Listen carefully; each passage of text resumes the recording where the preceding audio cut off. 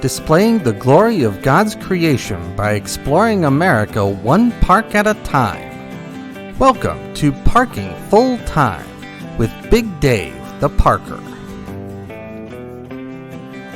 First hole, 262 feet. It's a par 3. It's gradually downhill, and it's completely wide open until we get down to this cluster of trees up ahead where the basket is. I want to welcome you back to Parking Full Time. I am Big Dave the Parker. We are at Royston Wellness Park in Royston, Georgia. We are about 70 miles northeast of Atlanta and about 12 miles south of Interstate 85. We're heading into the trees here, and these are pine trees. They're fairly dense, but there's no understory, so if you get behind a tree, you might have a tricky recovery shot. But you shouldn't lose your disc. There's the view back to the tee. Second hole, 470 feet. It's a par 4, and it's another very wide open hole, except for a few trees that we're heading towards off here in the distance. I should mention that this course has two sets of tees. There are the red short tee that we just passed here off to the right, and then there are the blue long tees. I started each of these video clips at the blue long tee, and all of the distances I'm giving you are from the long tees. From the short tees, this course really plays more like a beginner's course or a putter's park, and so most players will want to play this course from the long tees. There's a basket, a couple of nice large trees around this basket.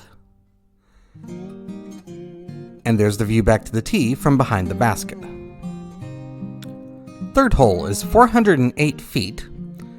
It is a par 3, and it's long for a par 3, but again, like the first two holes, it is very open. There are a couple of trees here directly between the tee and the basket, but if you take a right to left disc flight, you can easily avoid all of these trees. I captured this video on Thursday, March the 30th, and the temperature here was a very warm and sunny 75 degrees. Here's the basket coming up here. Again, very open hole except for a couple of trees directly between the tee and the basket.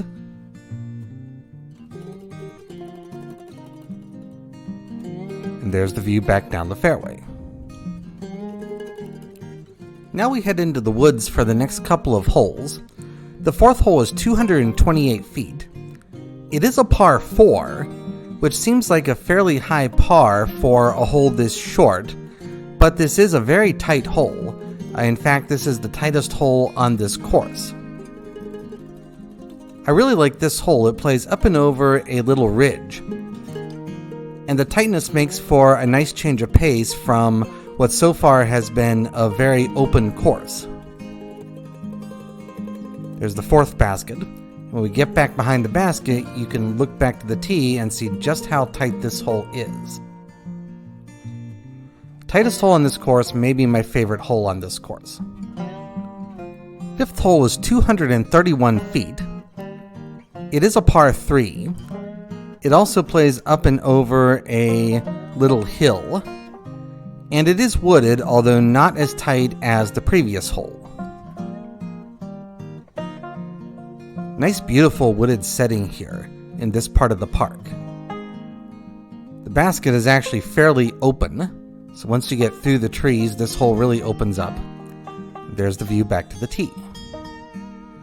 We go back out into the open for the sixth hole. It is 295 feet. It is a par 3. And it is completely open. Again, we passed the red tee, the short tee right there. It's completely open until you get right up around the basket. But the basket is located in the edge of this wooded area, and there are a handful of trees directly between the tee and the basket. So you have to really be careful of which angle you come in at the basket. I would probably come in slightly from the right if I were playing this hole.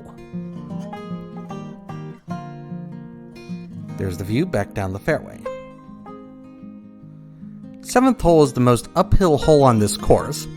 It is 230 feet, and it is a par 3. It's also somewhat tight.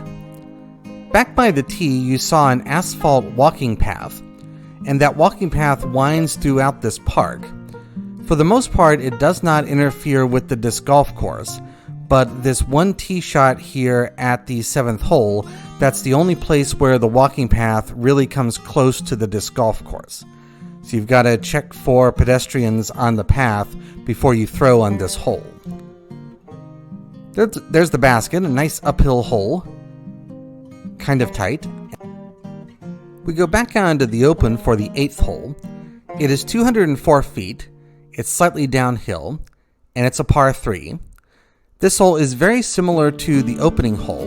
In fact, we're playing to the same cluster of trees that we played into on the opening hole.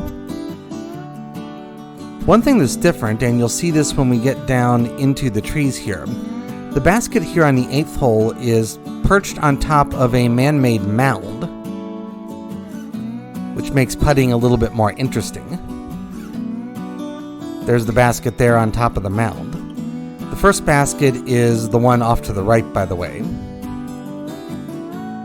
Nice constructions here. They built some nice steps there to help you get up to the basket. I like that basket position. It's nice and clever. 9th and final hole is 360 feet. It's a par 3, and it is completely open except for a few small recently planted trees here. In time, those trees may grow up and become bigger obstacles, but for now, they're easily negotiated. Since this is the last hole, I want to thank you for watching.